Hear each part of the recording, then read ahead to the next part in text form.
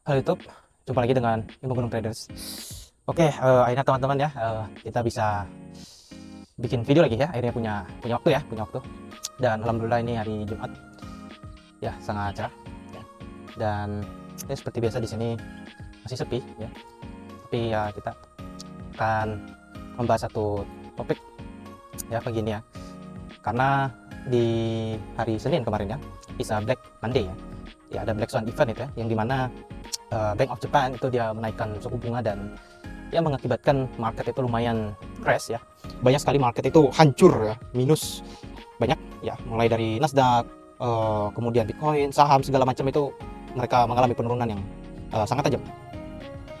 Oke, ya jadi itu pembahasan kita pagi ini adalah tentang Black Swan ya, Black Monday, Black Swan event ya. Oke, jadi begini teman-teman. Seperti saya sudah sering bilang banget di setiap video saya bahwa kalau kamu hanya sebagai trader or investor yang baru mulai, pemula lah, dan kamu masih terlalu mengandalkan yang namanya strategi gitu ya.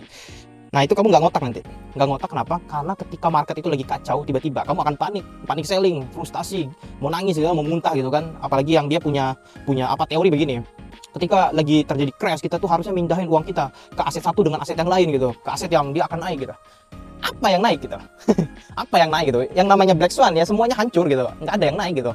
Nah jadi apa yang harusnya kita lakukan gitu kan? Nah sebenarnya yang paling gampang ya gitu, yang paling gampang sih satu gitu, ya kita harus diversifikasi aset kita tuh dengan baik gitu.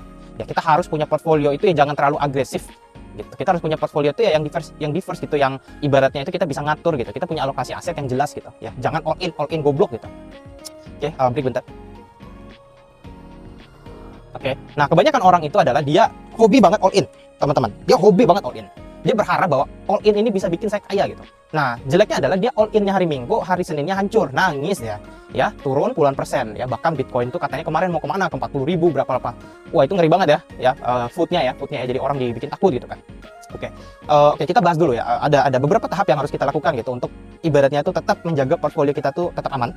Ya nanti mungkin saya akan kasih lihat screenshot mungkin gimana nilai aset saya, apakah aset saya jadi nol? Tentu saja tidak.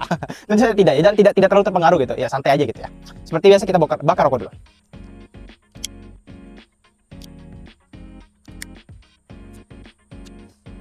Oke, jadi gini teman-teman.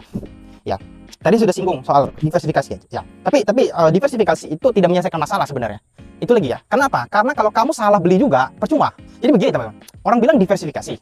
Nah, diversifikasi itu seperti apa ya kan? Gimana caranya kita tuh ngelola aset? Ada juga orang yang dia bilang dia ngelola aset, tapi apa yang dia beli apa? Meme coin semua. 10 token tuh meme semua, meme semua. Apa itu namanya? Tolol gitu. Jadi percuma juga. Lu bilang memang ini gue alokasi aset gue nih, gue nggak beli cuma satu gitu. Tapi nggak guna, sebab yang kamu beli juga apa? Sampah gitu. Ya nggak guna gitu. Ya goblok namanya gitu ya. Ujung-ujungnya apa kemarin hancur semua gitu ya. Oke, jadi begini, kita bahas dulu yang awal ya. Yang awal adalah memang satu, untuk mencegah hal-hal seperti ini, memang kita harus yang pertama tadi ya, kita punya yang namanya tuh rencana gitu. Ya, kita harus punya namanya investment plan, kita harus punya yang namanya trading plan gitu. Ya, satu-satunya cara sebenarnya adalah kita harus ngatur ya, berapa porsi aset yang harus kita berarti yang harus kita keluarkan gitu, yang harus kita set. Contoh begini, saya punya uang 100 juta gitu. Ya, saya harus mikir, 100 juta ini mau jadi berapa gitu. Ini harus jelas dulu. Serius, ini harus jelas. Kenapa? Karena ini akan menentukan risk portionnya kita gitu. Semakin besar target yang kita cari ya, yang kita kejar, maka risk portionnya itu pasti juga lumayan besar gitu. Artinya apa? Misalnya kita mencari aset itu naik 500%, apalagi di kripto nih. Potensi aset itu turun 50%, 70% itu sangat tinggi. Karena risk rewardnya jelas kan. Kalau turun 50%, kalau naik 500%, artinya berapa ya? Teman-teman hitung sendiri ya, 1 banding berapa itu ya. Oke, gitu. Jadi artinya, kalau kita punya uang 100 juta, kita alokasikan dana kita 10 juta di aset itu, ya worst case-nya aset itu jadi 5 juta, tapi ya good case-nya itu ya, ibaratnya itu rencana bagusnya adalah dia akan jadi 50 juta, 500%. Ya, jadi kalau minus jadi 5 juta, kalau profit jadi 50. Ya, 1 banding 10 tuh ya. Nah, itu pertama udah harus teman-teman paham dulu alokasinya, targetnya seperti apa, rencananya gitu ya. Nah, kemudian begini ya, ngomongin yang tadi ya, rencana resiko segala macam. Nah, kita harus melihat bahwa portfolio kita ini ya, apakah jangka panjang, jangka pendek. Ya, apakah yang kita lakukan ini adalah jangka panjang atau jangka pendek? Nah, kenapa? Ya, karena bermainnya beda. Ya, ketika kita membeli aset, ya, atau kita berinvestasi di sesuatu yang dia jangka pendek, maka teman-teman bermain yang namanya itu volatilitas. Teman-teman bermain yang namanya itu adalah gerakan harga yang signifikan. Yang artinya apa? Satu hari bisa naik 5%, satu bulan bisa naik 10%, 20%, sekian. Tapi kalau teman-teman bermain jangka panjang, invest untuk jangka panjang, teman-teman nggak boleh beli aset yang dia dalam sebulan tuh bisa turun 10%, 20%. Ya, kenapa? Ya karena dalam 5 bulan teman-teman tuh hancur. Bayangin aja aset, kalau 1 bulan dia bisa turun 15% atau 20%, hitung aja kalau 5 bulan dia turun terus, asetmu bisa turun mungkin sampai 70% itu. Ya worst case-nya itu. Artinya apa? Setengah tahun kamu naruh duit di situ, kamu gembel. Oke, mulai sekarang, nah teman-teman udah dapat dulu nih, pahamin dulu, ini konsep dasar. This very simple konsep. Tapi apa, orang tolol tuh banyak, di market orang tolol tuh banyak. Ya, itu alasannya saya menulis buku. Kenapa? Biar orang baca, biar dia pinter. Karena kalau dia goblok mulu, dia nyalain orang terus, dia nyalain market terus.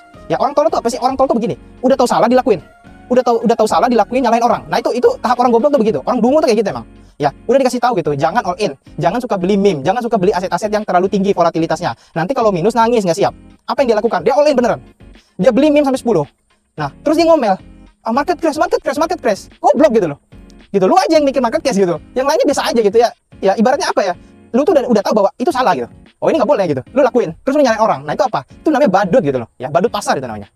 Oke, ya jadi teman-teman paham dulu ya di situ ya. Jadi kita udah tahu mau jangka panjang, jangka pendek. Jangka pendek ya cari yang volatilitasnya tinggi, jangka panjang jangan cari yang volatilitasnya tinggi. Ya, kenapa? Ya karena takutnya portfoliomu apa hancur.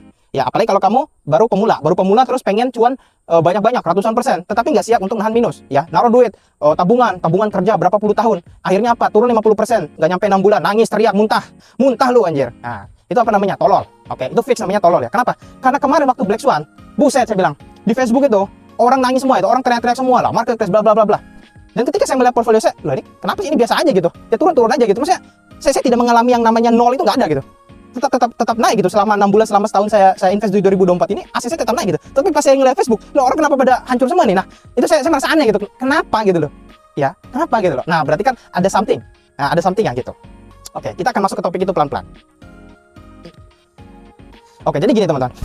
Ya, saya spill aja dulu rahasianya. Rahasia pertama sebenarnya adalah saya membuat suatu engine.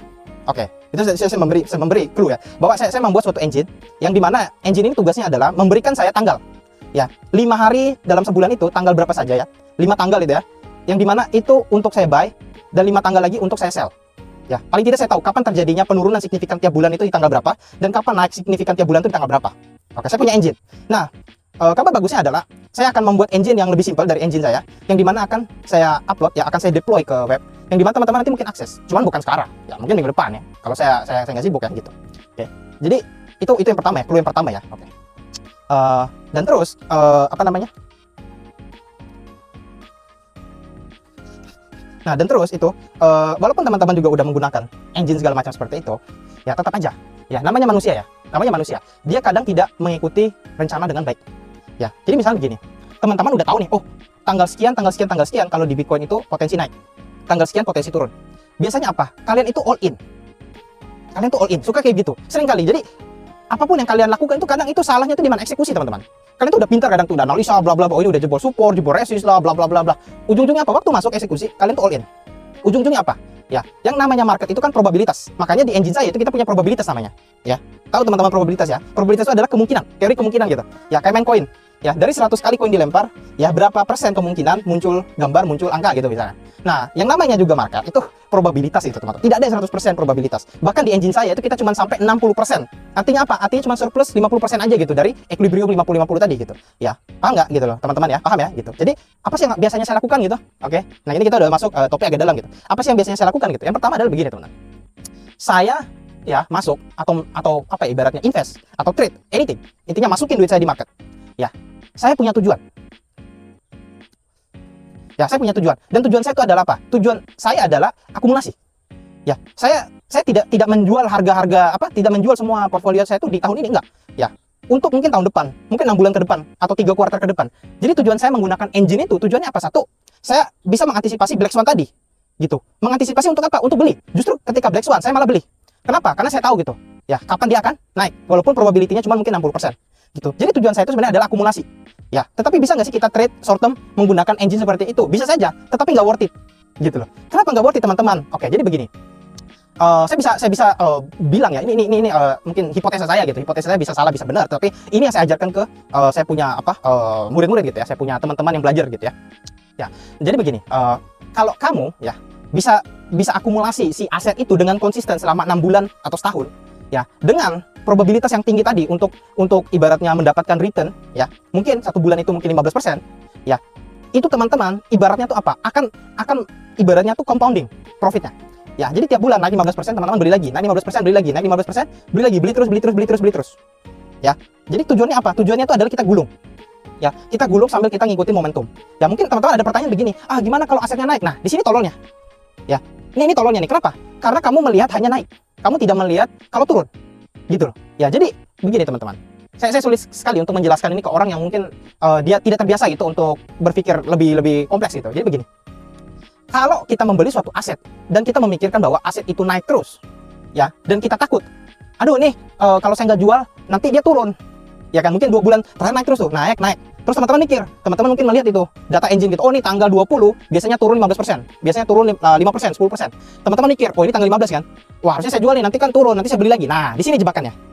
Ya jebakannya itu tadi saya bilang, kalian itu tidak punya rencana. Ya, kalian tidak punya rencana. Sedangkan yang saya lakukan adalah saya akumulasi, yang dimana saya punya rencana gitu.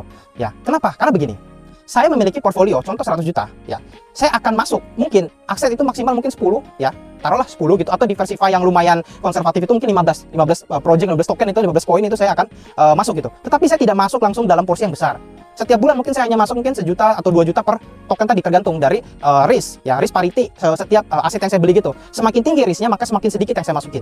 Contoh misalnya, taruhlah saya goblok, saya beli meme coin gitu, saya beli apa PP, saya beli apa segala macam itu, koin-koin yang lucu-lucu, Floki segala macam itu ya. Misalnya saya beli, berapa sih yang saya harus masukin? Mungkin saya hanya masukin tiap bulan itu 500 ribu aja gitu. Ya, just 0,5% aja gitu. Kenapa? Karena dari risk parity-nya terlalu tinggi. Tapi misalnya kalau saya beli token, misalnya contoh kayak Polygon, ya, atau mungkin ETH gitu kan, saya mungkin masukin mungkin 1 juta atau 1,5 juta gitu per bulan tadi untuk akumulasi tadi, ya. Nah kenapa? Karena risk parity tadi teman-teman, ya, semakin berisiko si aset, kita tidak boleh masukin banyak-banyak. Kenapa? Karena tadi probabilitas dia untuk turun atau untuk naik itu memang satu ya tidak worth it secara risk reward gitu loh. Dan tujuan kita adalah apa? Gimana caranya mengaktifkan ya portfolio itu ya bisa stabil.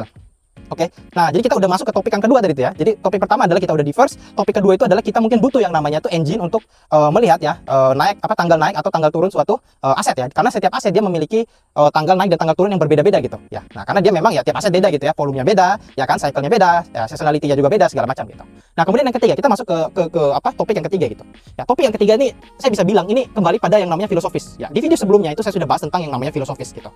Apa sih sebenarnya ya filosofis kita trading ini gitu atau invest? Apa sih filosofi kita? Apa sih prinsip kita gitu. Nah kalau prinsip saya sudah bilang gitu bahwa saya invest or trade, tujuan saya adalah make money. Tujuan saya, prinsip utama saya adalah make money gitu. Gimana caranya uang saya nih yang dari mungkin tadi 100 jadi 150, jadi 200. Itu tujuan saya tuh. Itu prinsip saya. Prinsip saya adalah apa? Saya mau untung. Saya mau untung gitu. Saya nggak mau rugi. Oke, itu prinsip saya. Artinya apa? Saya harus lihat gitu. Horizon time saya itu seberapa jauh. Ya, seberapa jauh nih dan resiko saya dalam horizon time itu seperti apa? Contoh, saya punya uang 100 juta tadi ya. Tujuan saya adalah saya invest ini dalam waktu mungkin setahun. Nah, kira-kira dalam setahun worth it nggak sih saya dapatin return itu? Contoh misalnya dari 100 ke 150, which is profit 50% ya. Worth it nggak sih saya naruh duit 100 juta ke 150 juta profitnya dalam waktu mungkin setahun gitu? Worth it nggak gitu? Kalau saya rasa worth it, maka saya harus hitung dulu resikonya gitu. Resikonya berapa gitu? Oh, potensi resikonya adalah saya kalau untung jadi 150, kalau rugi jadi 50 gitu. Nah, jadi situ saya udah melihat tuh. Wah, ini gimana nih? Saya akan menimbang gitu. Kira-kira worth it apa enggak gitu. Kalau misalnya nggak worth it, saya nggak lakuin. Gitu. Jadi minimal mungkin saya akan mengset, oh ini minimal harus naik mungkin 100% gitu atau jadi 100 ke 200 juta gitu misalnya. Maka saya worth itu. Kalau loss paling parah itu jadi 50 juta, ya. Kalau profit jadi 200 gitu. Nah, saya punya risk reward yang lumayan bagus di situ, ya. Saya punya risk reward yang lumayan bagus gitu ya. Nah, jadi itu adalah gimana caranya kita set our mindset ya, mindsetnya kita gitu ya. Jadi jangan ikut orang. Ya, teman-teman, serius. Jangan ikut orang. Kenapa? Orang di market itu banyak. Orang di market itu banyak, orang bodoh juga banyak juga. Orang pintar banyak, orang bodoh juga banyak, tapi lebih banyak orang bodoh gitu. Ya, nah kebanyakan yang saya temuin itu adalah dia punya duit banyak, ya ratusan juta, dia taruh duit itu terlalu agresif dan terlalu apa ya, meledak-ledak, impulsif. Contoh begini, saya justru ketawa ketika melihat orang yang dia punya duit banyak, tapi dia nggak bisa ngelola. Nah ini adalah salah satu paradoks. Orang bilang begini, kalau mau invest tunggu dulu duitnya banyak. Menurut saya, justru kamu belajar invest itu ketika duitmu dikit. Belajar ngelola portfolio itu justru ketika duitmu dikit. Kalau kamu nunggu duitmu banyak, biasanya apa? Tolol. Kenapa? Ya karena kalian itu tidak punya pengalaman gitu. Kebanyakan orang itu ya, dia loss besar itu karena modalnya besar gitu. Ya saya melihat tuh di Facebook, dia membeli apa itu token meme segala macam, dia loss sampai 140 jutaan di Facebook itu. Saya heran gitu. Saya sampai nggak kepikiran gitu, kok ada gitu orang yang dia naruh duitnya segitu banyak beli meme. Ya, beli meme gitu. Katanya apa? Oh, katanya meme ini apa komunitasnya kuat segala macam, terus banyak dibahas di Twitter segala macam gitu. What gitu loh. Lu percaya orang di internet gitu loh. Lu tolol gitu loh. Ya lu tolol banget gitu ya. Nah, kenapa? Karena ya saya bandingkan dengan ya diri saya, seandainya saya juga naruh duit segitu ya gitu. Ya, mungkin ya duit saya pasti udah lebih banyak saya naruh duit, tapi saya nggak masukin ke meme gitu maksudnya. Ya. Jadi misalnya gini, kalau saya punya duit 100, apa sih yang harus saya lakukan gitu? Ya yang pertama adalah saya harus bagi dulu porsi portfolio saya gitu. Ya, 50% dari aset saya itu harus masuk ke bobot yang tinggi gitu. Bobot token yang risk parity-nya rendah. Contoh apa? Mungkin top 20.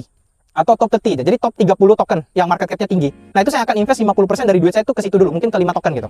Ya, ke Solana, ke Ethereum, ke apapun itu yang gede-gede itu yang market cap-nya. Tujuannya apa? Biar saya tenang dulu. Ya, biar saya tenang dulu gitu. Artinya apa? Karena potensi naik itu lebih tinggi. Jadi begini, kalau teman-teman beli token yang dia itu market cap-nya tuh di atas 200 gitu, maksudnya udah di bawah 200 itu ya. Ya, yang market cap-nya kecil-kecil gitu di bawah 100 million itu ya. Nah, itu resikonya tinggi teman-teman, serius. Resikonya tinggi.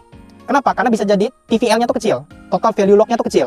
Ya, dan bisa jadi itu ya cuman meme-meme atau token-token nggak jelas gitu. Tapi kalau teman-teman beli gitu token-token yang market cap-nya udah masuk ke dalam top 50 ya, 50 token yang market cap-nya besar, itu TVL-nya udah besar, kemudian udah ibaratnya kuat gitu, pondasi core dia punya blockchain-nya segala macam, artinya dia tuh ada revenue gitu. Dia ada pendapatan di situ ya. Nah, walaupun ada yang pendapatannya tuh kecil banget ya. Nah, tapi tetap aja yang namanya market cap-nya udah besar, itu kita punya resiko lebih kecil. Gitu ya, lebih kecil. Nah, biasanya saya akan naruh duit saya di situ dulu gitu. 50%-nya. Baru 50%-nya lagi saya bagi.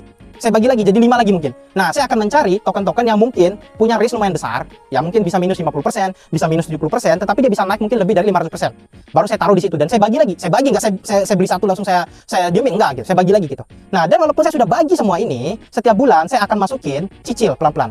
Misalnya gini, Ethereum, saya akan beli Ethereum itu 20 juta misalnya. Nah, dalam berapa 6 bulan? Artinya saya bagi aja dalam 6 bulan ini saya bagi berapa juta per bulan gitu. Misalnya 3 juta gitu. Jadi 3 juta, 3 juta, 3 juta, 3 juta. Atau tiap bulan saya belinya 2 kali. 1,5, nanti di tanggal sekian 1,5. Nah, jadi itu yang saya lakukan gitu. Kenapa? Satu, ya, ada potensi ketika saya baru invest 3 bulan, market itu crash. Nah, enaknya apa? Saya masih stay cash. Karena apa? Karena dalam 3 bulan saya masih megang duit itu banyak, cadangan duit saya. Dan saya hanya baru masukin duit itu dikit. Ya, baru dikit saya masukin karena baru 3 bulan gitu. Ya, beda sama orang yang dia baru bulan pertama dia udah all in. Apa yang terjadi? Kalau 3 bulan semua market crash, frustasi dia, nangis ya, dia banting kepala udah pasti. Ya, itu yang teman-teman harus pikirin gitu. Makanya jangan goblok gitu. Ya, makanya jangan goblok ya. Nah, itu adalah strategi, itu namanya prinsip. Ya, prinsip saya memang nggak mau loss, saya nggak mau rugi gitu. Walaupun saya akan mengalami kerugian, tetapi prinsip dalam jiwa saya nggak mau rugi. Namanya invest, saya nggak mau rugi gitu. Ya, ngapain saya invest kalau saya rugi endingnya kan gitu. Ya, tujuan saya adalah dalam 1 tahun ke depan, gue naruh nih duit, gue harus untung.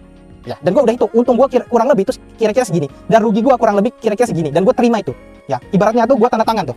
Gue setuju bahwa gue siap menerima kerugian dan gue siap menerima keuntungan tadi. Oke, nah kita balik lagi ke dalam pembahasan kita tentang yang namanya engine tadi. Ya, jadi engine saya itu namanya adalah price diary ya, price diary gitu ya. Kita nyebutnya price diary gitu. Nah, tujuan kita membuat engine ini apa sih sebenarnya gitu? Tujuan saya gitu ya, bukan tujuan teman-teman ya. Teman-teman nggak punya tujuan, oke? Tapi setelah nonton video ini, kamu harus punya tujuan gitu.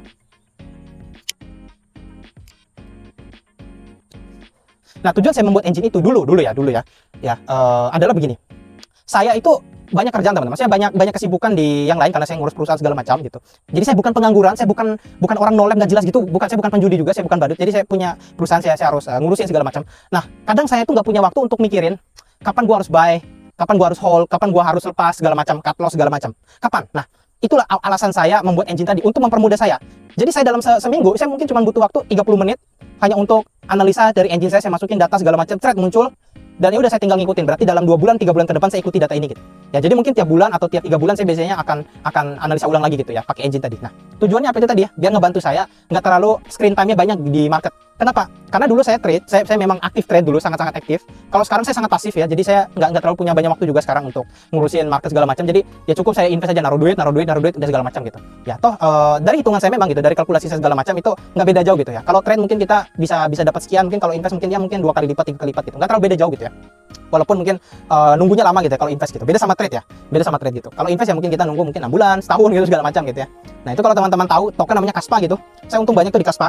Ya, dan tapi saya nunggu berapa setahun teman-teman. Saya nunggu Kaspa itu setahun. Jadi saya frustasi juga. Kenapa? Karena lama gitu. Saya mikir begini. Saya ini udah gatal banget gitu kan. Saya udah gatal banget. Jadi gue mau profit ini kan, gue mau take profit tuh. Cuma saya nunggu setahun gitu kan. Nah, cuma dalam 6 bulan itu saya gatal tangan saya tuh. Saya mikir, wah ini saya jual aja apa enggak gitu. Akhirnya saya diamin aja gitu. Saya diamin aja gitu. Kenapa ya? Karena saya mikir ya udahlah, anggap aja ini enggak profit gitu saya bilang gitu. Nah, jadi walaupun saya ibaratnya sudah invest segala macam trade lama, tapi tetap aja mungkin karena kita ngeliat profit kan, udah profitnya berapa ratus %, tapi gatal aja gitu. Cuman pengen ngejual setengah atau apa gitu. Ya, tapi oke gitu saya bilang, ya udahlah anggap aja ini enggak profit, udah saya lupain. Akhirnya mungkin sekitar setahun sudah saya ngeliat itu lumayan untung banyak juga ya, udah saya jual gitu ya. Saya jual juga, udah malas banget untuk hold terlalu lama karena menurut saya begini. Nggak baik juga ya kalau kita misalnya terlalu hold lama-lama dan kita nanti nggak punya tujuan yang jelas gitu, karena tujuan saya juga udah tercapai tapi mungkin saya tuh merasa greedy aja gitu, karena memang momentumnya bagus ya, cuman ya saya jual aja gitu, karena kembali lagi saya stick with my plan gitu ya, saya ikuti plan saya gitu, dimana kalau misalnya sudah untung ya bungkus gitu, jual ya gitu ya, dan saya stay cash gitu ya. Oke. Nah, terus yang di 2024 ini ada beberapa project-project crypto tuh yang bagus gitu, nah cuman orang tuh salah paham gitu ya, cuman orang tuh salah paham. Contoh, oke, saya bukan merekomendasi kalian ini beli token ini, enggak, tapi begini, saya membahas, jadi jangan goblok stok goblok gitu. Oke. Nah, saya membahas contoh misalnya adalah Ethena gitu. Ethena itu ya dia punya apa, value lock itu gede banget. Ya, dia punya TVL itu gede banget. Kemudian ada beberapa token-token yang ya mirip Ethena gitu ya, mirip-mirip gitu ya. Itu lumayan bagus, banyak sekali potensi yang sangat bagus ya. Cuman saya melihat malah dia turun terus kan, dan saya melihat orang frustasi gitu. What happened? Nah, yang saya lucu tuh di situ gitu. Kenapa orang ini frustasi gitu? Kenapa ya? Karena turun dia frustasi gitu. Nah, itu saya menyadari bahwa ternyata oh berarti dia memang belum sampai ke situ levelnya gitu. Dia belum paham gitu. Ya, karena menurut saya begini, ketika saya melihat ada sesuatu yang bagus nih, saya malah akan cicil aja gitu, cicil terus pelan-pelan. Gitu ya, saya pelan-pelan gitu ya. Jadi menurut saya itu nggak usah saya pusingin gitu ya. Contoh misalnya ada token namanya apa, STX ya STX itu ya. Jadi itu turun juga kan, kadang kemarin naik terus turun lagi sideways segala macam. Ya orang banyak frustasi bilang ini kapan naik segala macam gitu. Nah, ya, menurut saya gitu, ya lu ngapain pusingin kapan naik, dia nanti naik sendiri gitu. Dia akan naik sendiri gitu. Lu nggak usah maksa ini naik kapan ngapain gitu. Ya lu cicil aja pelan-pelan. Ya jadi kadang lucunya di situ teman-teman ya. Di 2024 ini ya. Jadi ada beberapa proyek-proyek yang bagus ya, kayak apa, Celestia, kemudian kayak Ondo segala macam, itulah yang banyak sekali orang bahas. Tapi saya sama sekali nggak masuk. Ya saya nggak beli Celestia, saya nggak beli Ondo, saya nggak beli pokoknya token-token aneh gitu, nggak. Ya tapi token-token yang sebutin tadi itu adalah token-token yang menurut saya itu bagus. Cuman itu tadi ya, orang-orang orang-orang dia frustasi gitu. Jadi begini, even itu barang bagus, orang tuh masih dia banting-banting tuh. Goblok lu, dia bilang. Bikin minus katanya. Nah, itu saya melihat kayak, wah ini orang kayaknya banyak yang tolol, dia bilang ini nggak ada yang waras gitu ya. Nah, itu kacau banget teman-teman. Oke, jadi kita kembali ke topik ya. Jadi mungkin bentar lagi kita udah menutup video ini ya. Karena saya sudah sakit perut juga ini, ketawa-ketawa nggak jelas ya. Jadi gini, kembali lagi, jadi Black Swan event, apakah kita harus takut? Nggak. Ya, makanya kuncinya tadi di portfolio tadi, kita ngatur portfolio kita, atur sebagus mungkin. Dan kalau teman-teman bingung cara ngatur gimana, ya teman-teman dibaca buku saya. Ya, itu teman-teman hanya baca gitu ya, mungkin ratusan lembar ya, 200-an lembar, tapi it's okay. Nah, dan kemudian teman-teman juga itu harus punya skill, apa ya, skill invest itu ya dinaikin dikit gitu. Janganlah skill invest itu all in mulu gitu. Apa teori investasimu gitu, all in. Nah, itu kan nggak bagus gitu ya. Nah, teman-teman harus belajar gitu. Contoh kayak risk parity, kemudian teman-teman belajar juga kayak mean variance segala macam. Pokoknya teman-teman gimana caranya ngatur portfolio itu sekuat mungkin, kokoh gitu ya. Jadi by the way, nanti mungkin saya akan kasih screenshot contoh dari plus dari itu seperti apa gitu nanti ya. Sama tadi ya tentang screenshot aset saya apakah jadi nol atau enggak gitu ya. Cuman tenang aja gitu, enggak nol gitu ya. Kalau nol ya mungkin saya udah frustasi ya. Cuman saya nggak peduli gitu. Kenapa? Karena uang yang saya taruh di market itu adalah uang yang benar-benar ya memang buat invest gitu. Jadi saya tidak pakai uang sekolah, uang anak, uang belanja istri segala macam, enggak. Jadi orang-orang tolol tuh sering kali apa, dia menggunakan uang yang dilarang gitu. Ya, itu namanya uang haram gitu kita sebutnya ya. Jadi uang haram yang nggak boleh dimasukin ke yang namanya market, nggak boleh gitu. Ya kalau orang bilang kan apa, uang panas ya. Kalau saya udah bilang itu uang haram gitu. Ya biar apa? Biar nggak dilakuin gitu. Karena kalau dilakuin dosa gitu ya. Nah, sering terjadi kan begitu ya, dia punya duit, mungkin duit pensiun emaknya, bapaknya dia masukin gitu kan. Kemudian mungkin dia baru jual tanah, harusnya dipakai buat bikin usaha, malah dia masukin semua di market kan. Nah, itu tolol kan. Nah, itu uang haram itu saya bilang gitu. Jadi uang yang nggak boleh sebenarnya ada di market gitu. Uang yang ada di market itu adalah uang yang 50% itu spekulasi saya bilang. Ya, semua orang yang naruh di market itu 50% dia spekulasi. Nggak ada yang 100% itu dia tahu masa depan ini bakal naik, nggak ada.